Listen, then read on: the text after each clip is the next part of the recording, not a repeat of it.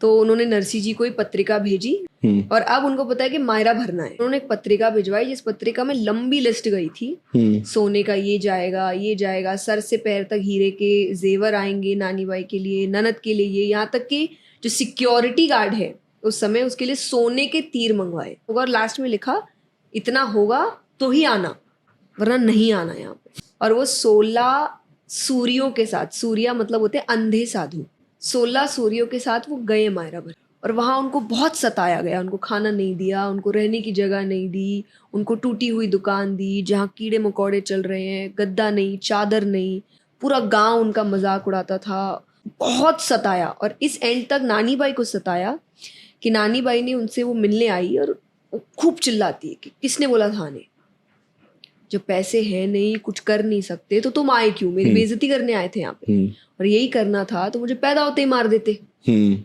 और वो चुपचाप सब सुन रहे। और फिर लास्ट में उसने बोला कि मैंने शायद अपने पिछले जन्म में बहुत भयानक पाप किए थे कि मुझे तुम्हारे जैसे पिता मिले, इससे अच्छा तो यही था कि मैं ही मर जाती है, तुम भी नहीं होते, बेटर होता, कम से कम मेरी जिंदगी आसान होती आज।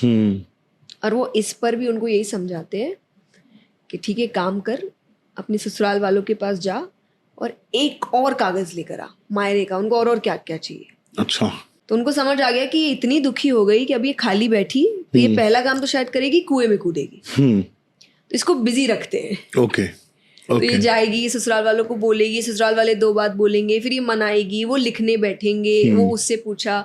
इसमें मुझे काफी टाइम मिल जाएगा क्या करने के लिए, कृष्ण जी को डांटने के लिए। हाँ, अच्छा। उसमें कृष्ण जी को डांट रहे हैं, बहुत सुंदर भजन आता है कि कर्मा कहीं थारी काकी लागे, मीरा कहीं थारी मौसी लागे कि ये लोग क्या परिवार वाले थे क्या, चले गए। लेकिन फिर कहते हैं हाँ, आप समझ आ रहा है, कर्मा ने खिचड़ा खिलाया था, मीरा ने दूध पिलाया था, भले ही जहर मिला, लेकिन खाने पीने का काम हो तो ही पहुंच जाता है। जहाँ घर से पैसे लगते हैं वहां इसको आने में इतना टाइम लग रहा है। और कहते हैं वो सब करने के बाद, नरसी जी की प्रार्थना सुनने के बाद भगवान आते हैं, महाजन का रूप बना के आते हैं, जिसे हम कहते हैं कि सेठ जी, व्यापारी, ऐसे रूप में आते हैं।